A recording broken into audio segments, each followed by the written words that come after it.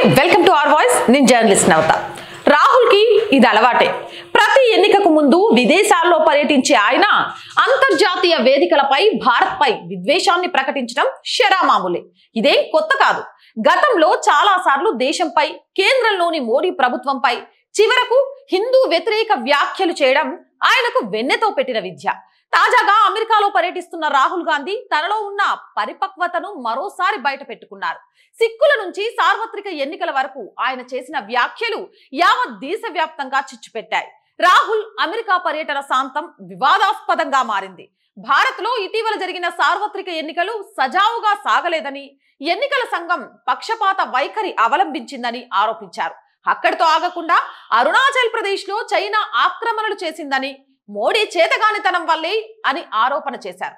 ఇక సిక్కుల గురించి మాట్లాడుతూ వారికి భారత్ లో స్వేచ్ఛ లేదని, కనీసం తలపాగా చుట్టుకునేందుకు, గురుద్వారకు వెళ్లేందుకు కూడా అనుమతి లేదంటూ ఏదేదో చెప్పుకొచ్చారు.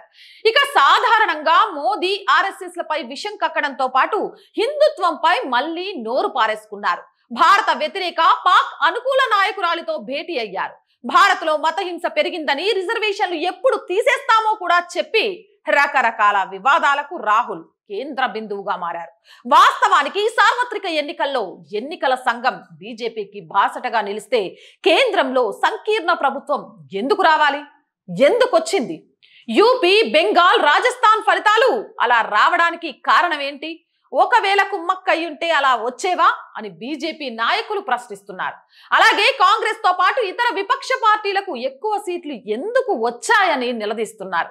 ఇక ఇటు సిక్కుల గురించి రాహుల్ చేసిన వ్యాఖ్యలపై దేశంలోని సిక్కులంతా తీవ్ర ఆగ్రహం వ్యక్తం చేశారు. వెంటనే సిక్కు సమాజానికి క్షమాపణలు చెప్పాలని డిమాండ్ చేస్తూ ఆందోళనలు సైతం చేపట్టారు.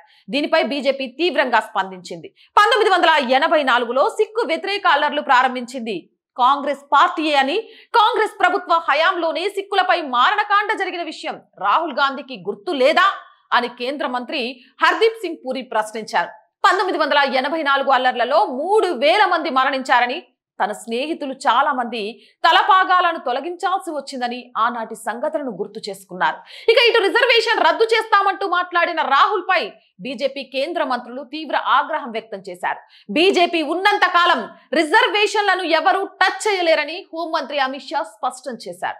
దేశ వ్యతిరేక ప్రకటనలు చేయడం రాహుల్ గాంధీకి, కాంగ్రెస్ పార్టీకి అలవాటైపోయిందని, విదేశీ వేదికలపై దేశ భద్రతను సవాల్ చేస్తూ మనోభావాలను దెబ్బతీస్తున్నారని మండిపడ్డారు. ఒక బాధ్యతాయుతమైన పదవిలో ఉండి భారత అంతర్గత విషయాలపై విదేశాల్లో విమర్శలు చేయడం ఏంటని ప్రశ్నిస్తున్నారు. రాహుల్ వ్యాఖ్యలపై ఇండి కూటమి పార్టీలు స్పందించాలని డిమాండ్ చేశారు.